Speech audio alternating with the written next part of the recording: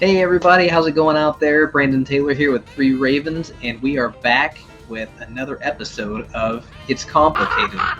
You'll notice we're a little light tonight.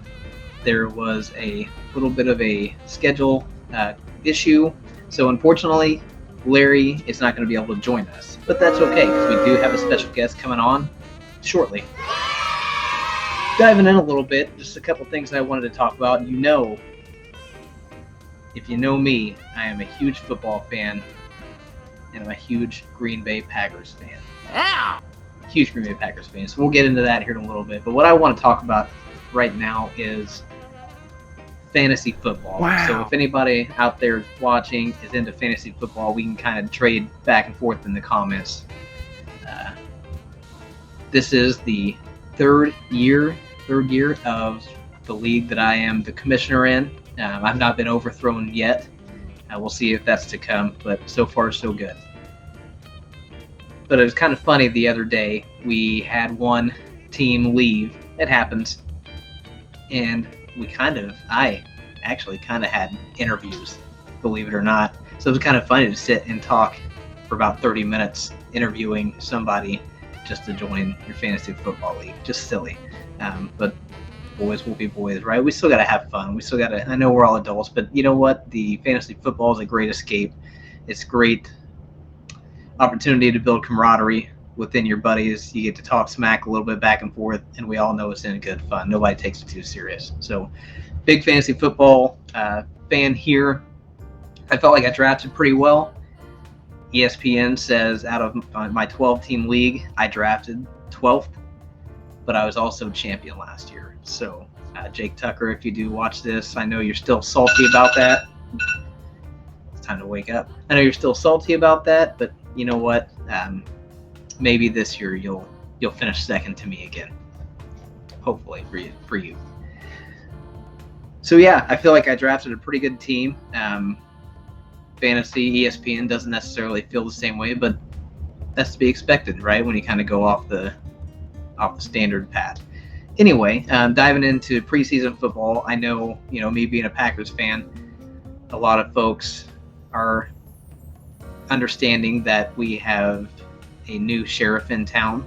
Aaron Rodgers left the team, and I think Aaron Rodgers is obviously a Hall of Fame quarterback, was a fantastic quarterback for years and years. I tried to block out the drama.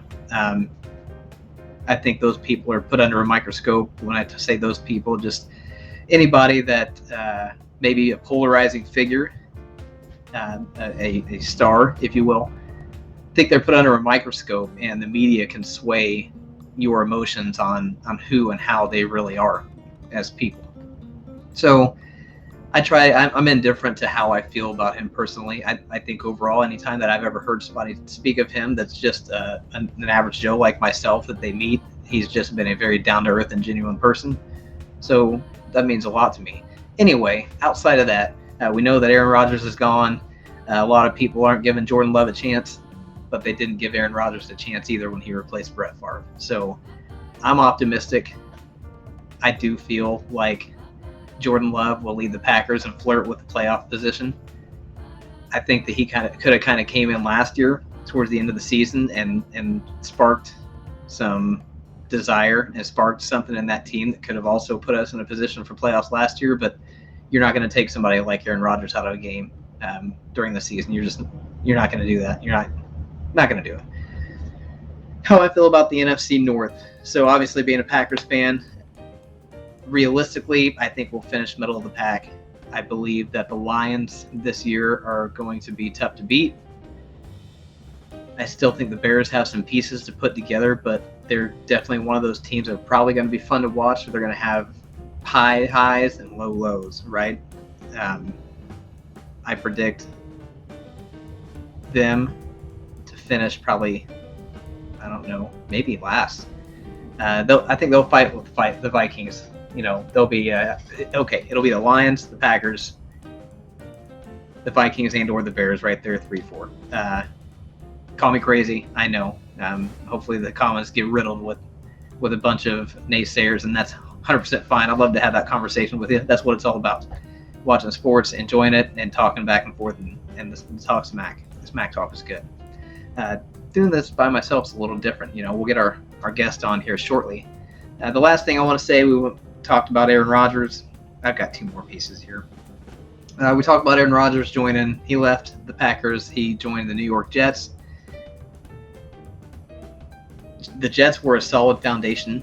They had a solid foundation last year. They just had some pieces missing, quarterback being one of them. Their defense is stout.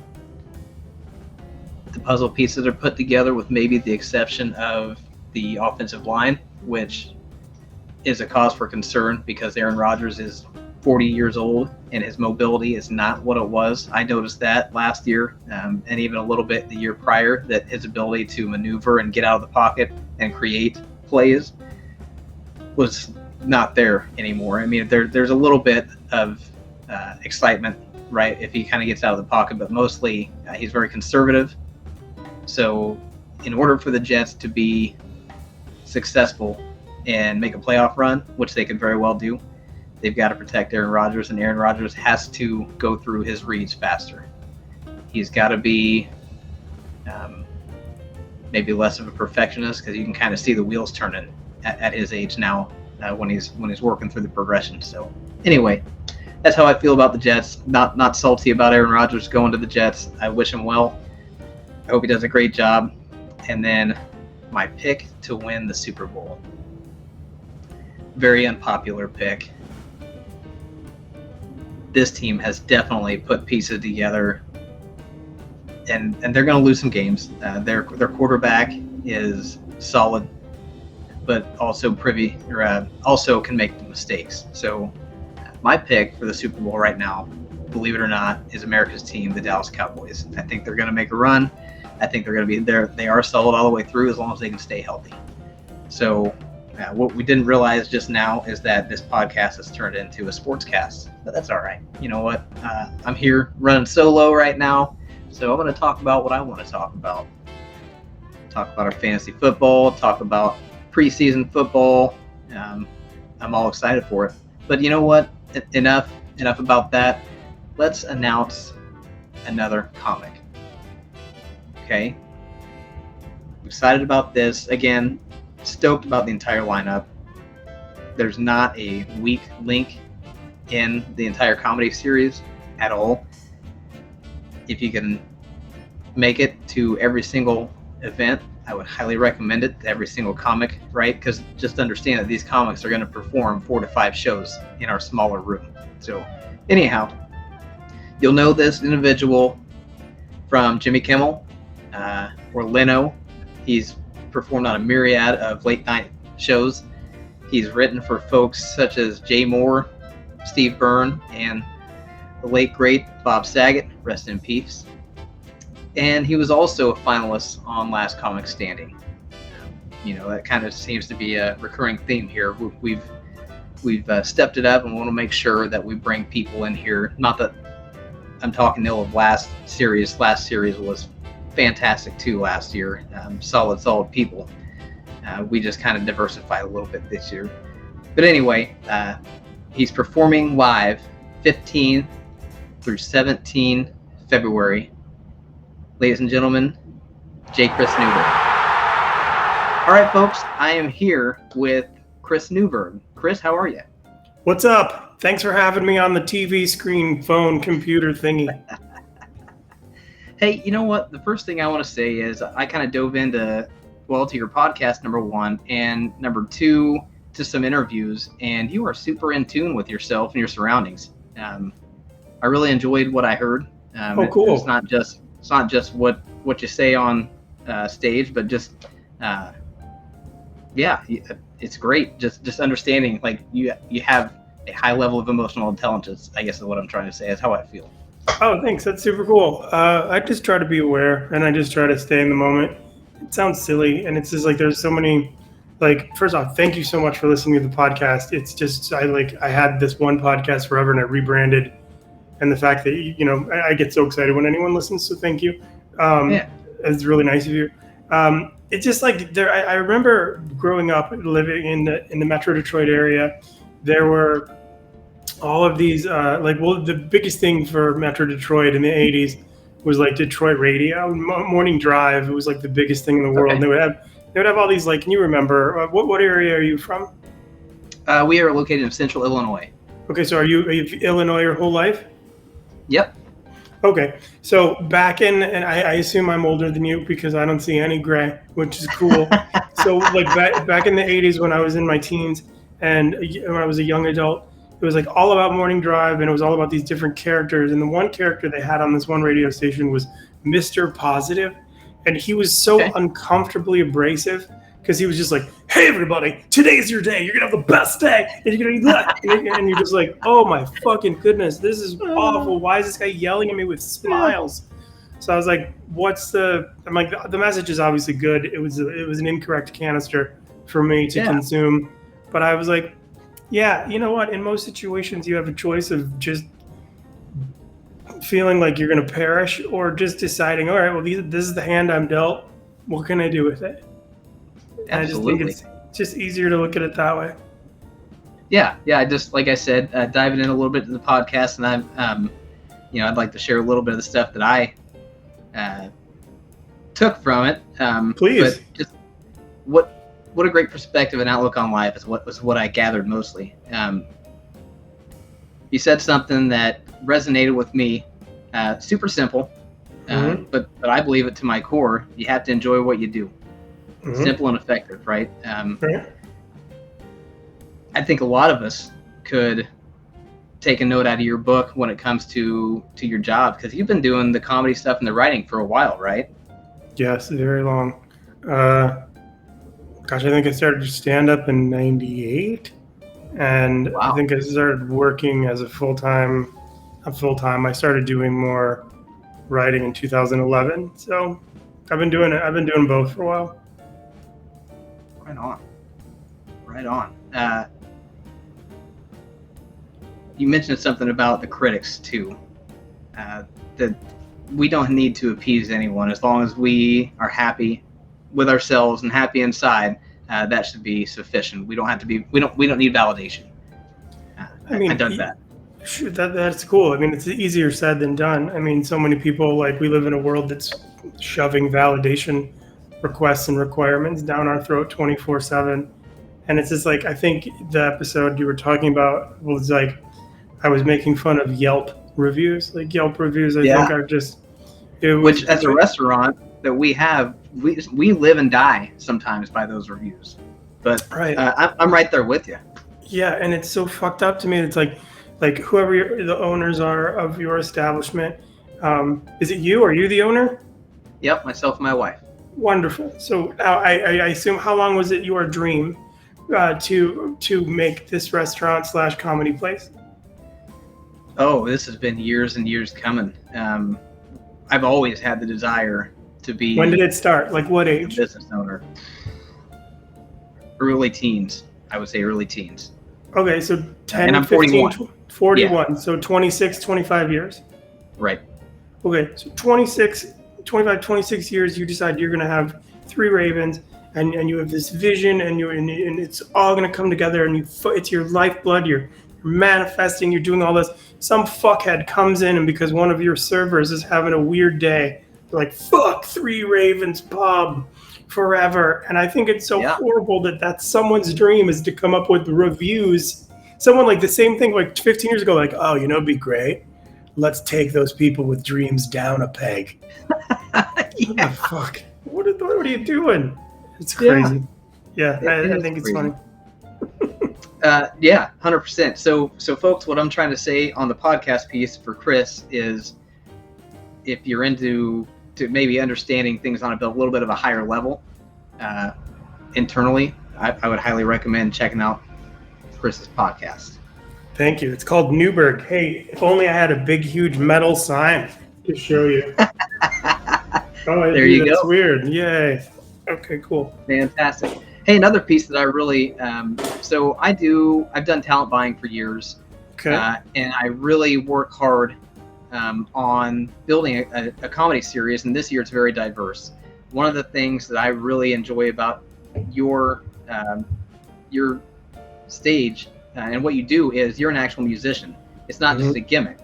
So there's added talent included in your bits. It's true. I do play the guitar. I just do it. I've written songs forever. I've been a songwriter since like 1984, 85. You know, Wow. Boy Loves Girl, Why Isn't My Car Fast Enough, the whole thing. Yeah. And when I got to a point, I just got disillusioned because it's funny how many bands have the same ending as all the musicians who are in the song Summer of '69 by Bryan Adams. It's like literally people just get disinterested. They go their own way. They're done with it.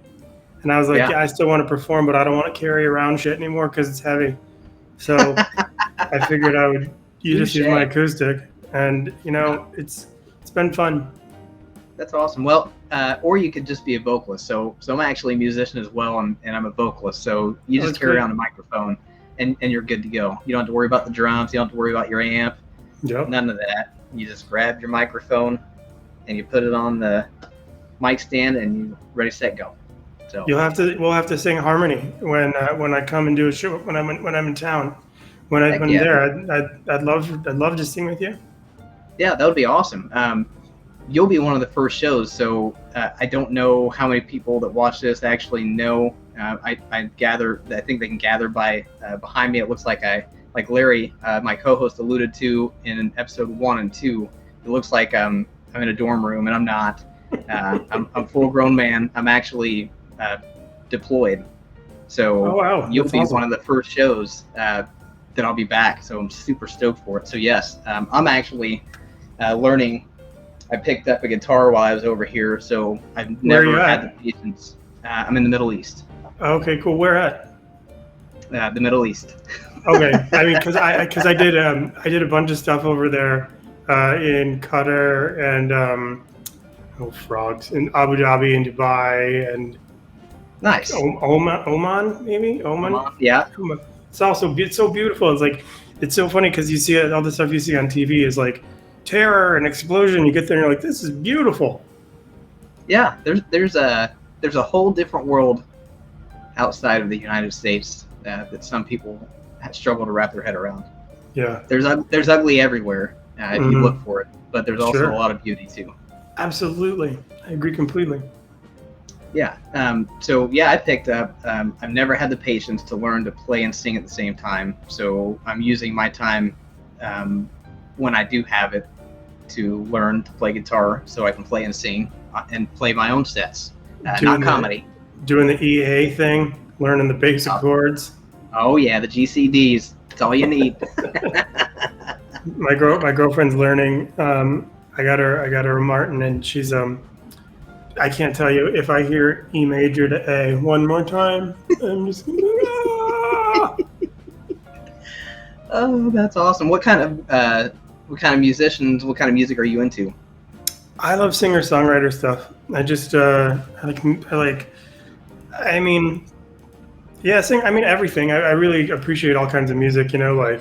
I can totally get into everything and get why it's popular. I can't really dig the auto-tune stuff. Because I can't understand it. But if I could understand what they're saying, but I like old school rap. I like rock, and I like country, and I like pop country, and I like classical and jazz. And nice. I love all of it. But singer-songwriter stuff, somebody can just pick up a guitar and a guitar and a vocal and just knock your dick in the dirt. You know what I mean? Yeah. Just you watch them, you're like, it's kind of like Tori Amos with a piano. Have you ever seen her live? I have not. I've not ventured down the Tori Amos catalog much. I probably should. Regardless of whether you decide to, she's an intense gal. But live, holy crow, she's so insanely good. And it's just you can hear a pin drop when she's performing. She doesn't even need to be mic'd because the entire crowd is sucked into her. And I like people like that, people with stories, singer-songwriter junk. Yeah, that's fantastic. We'll just touch a little bit on the music piece one more time. We'll kind of shift gears. But sure. I'm a big Tyler Childers fan. Before Tyler I left, Childers? Tyler Childers, yeah. He's a country guy, right? Yep. Okay. Great storyteller, in my eyes. He's kind of, in the Sturgill Simpson vein, if you're down with Sturgill. So I took my son who graduated a few months ago out to Red Rocks to watch Tyler Childers, and the first 30 minutes, it was fantastic. That was our first experience out of Red Rocks. We went out there. The first 30 minutes of his set was him and his acoustic guitar. That was it. I had goosebumps the entire 30 minutes and the entire set, but that was powerful. He had everybody in his palm. It was awesome. That is awesome. Yeah, music's incredible. It's the soundtrack to our memory. That's right. Yeah, it is. Are you into? I just had my fantasy football draft. Are you into fantasy football? I am. I haven't drafted yet. Isn't the first game's this weekend, right? Or the first game's Thursday? We're still in preseason. We've got one more week of preseason, and I think September 8th-ish. Okay. Who's winning the Super Bowl? You know what? That was kind of my lead-in to bringing you on. I believe, and I'm not a Cowboys fan, but I believe that they will be a threat. How am I a Cowboys fan? What? I'm not a Cowboys fan. Oh, no. I actually put a piece together before I brought you on, and I went the sports route. Yeah, and I said the Cowboys will be a threat. I think they are. I think they're due. I think I'm not buying the Jets hype for 1 second. I think San Diego is going to be good, and I think Detroit is going to make the playoffs, which would for them be wonderful. I agree. Yeah, you're a Michigan fella, and I don't hate. I'm a Packers fan. Sure. Diehard Packers fan, but I got a little spot in my heart for the Detroit Lions. I do. Yeah. Twice a year, every year. Twice a year, every year. Like to see them be successful. I think they've got a good team. Nothing but admiration for their coach. That guy is probably a joy to be around all the time. Just great energy there. Absolutely. He's just like, the positivity does spread. I mean, if it's sincere, like if you're not forcing it, like positivity is like veganism or vegetarianism. It's like, it's cool if you want to do it, great. But if you start yelling at somebody about how they're not whatever enough, they shut down. And I have no interest in that whatsoever. It's like, you want to be sad, that's all you. Knock yourself out. For sure. If you get the number one pick in your draft, who are you taking?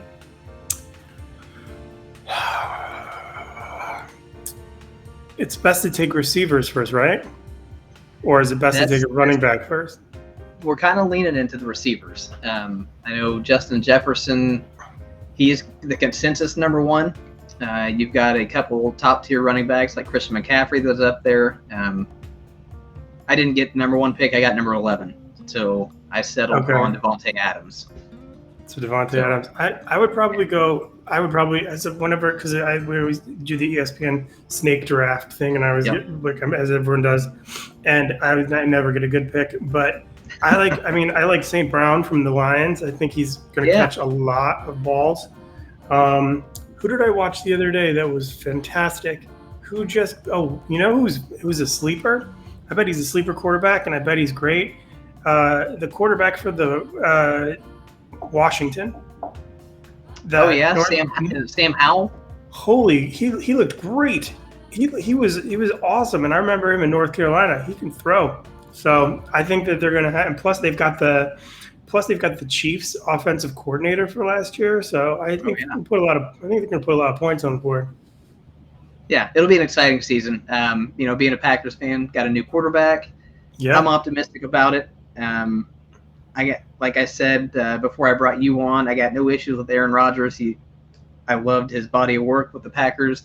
I think he gets a lot of shit. The media throws his way.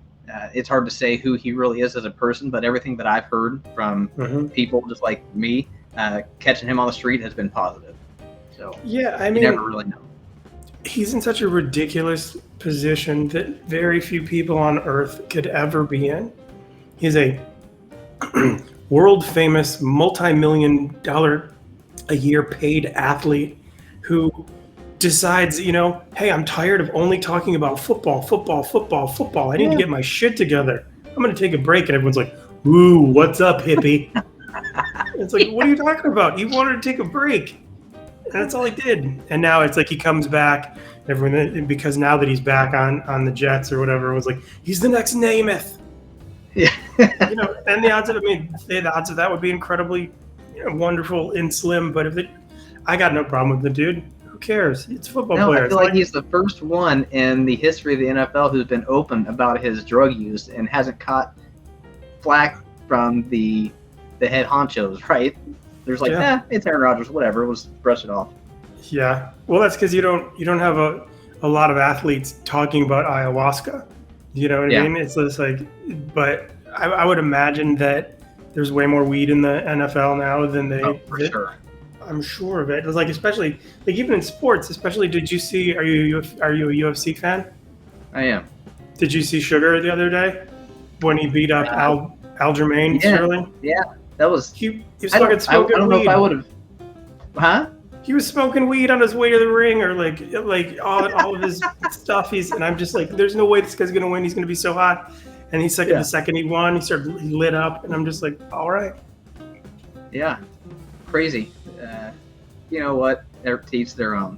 Whatever they want to do. Absolutely. Somebody mentioned something about, I don't know what I was watching, about steroids in baseball, and they're like, let them do it. Let them do it, because you know what? They do it anyway. Right. They do it anyway. How can you tell a 20-some-year-old kid with all the money in the world, hey, buddy, no. You can't. No. I think the easiest way to fix the NFL and all professional athletes, and I'm telling you it would work and no one would agree, but every retired athlete would get behind this, is give them whatever they make, whatever it's the 150 million guaranteed, 250, whatever the big, huge contracts are, defer those payments. Let them get like $200,000 or $300,000 a year and their per diem. And at the end of their career, when all that money's not there, here's your balloon payment of all this fucking cash. You get all this money, because then you're going to have these people who are adults now. They've had an opportunity to recognize now all that money's not gone away. Now they don't have head injuries. That's my theory, but I don't think it'll ever happen. But like it would absolutely, that poor kid and that poor victim in Las Vegas, that wide receiver who was really fast and he drunk driver guy. Yeah, his whole life's over. What was he? He was in a Lamborghini. No one told that kid no. No one told that kid no. So I don't know what horse I'm on, but I just thought it was funny that you can't tell an athlete no. I'm not surprised. Not at all. Hey, while we wrap this up, Chris, yes. What do you want the people of Monticello and the surrounding communities to know about you when you come and perform in February? It's going to be way more fun than you think it is. It's going to be a show that you haven't seen before comedically. You've seen many comedy shows before. You haven't seen a show like mine. It's like it's never the same. I've never done the same show twice. It's similar for sure, but if you want to come out and laugh and think and probably have different opinions than the ones that you have, but are still funny, but aren't really offensive, but maybe you think they are, but I never said it, you thought it, then I think you should come to the show. I love it. Well, I appreciate your time today, Chris. Thanks for having me. Having you. Thank you. We look forward to having you, and we'll let you go on about your day. Right on. I'll see you soon. Take it easy. See ya. So there you have it, folks. J Chris Newberg performing live at the 3 R Squared event space February 15th, 16th, and 17th. He'll be doing 5 shows, 1 on Thursday, 2 Friday, 2 Saturday, and then he'll head back out to California. We appreciate you guys for watching. We hope you look forward to the comedy series just as much as we do, and we will see you next time. Have a good one. Daddy said he's gonna wet my ass if he ever catches me smoking that grass. Oh Lord,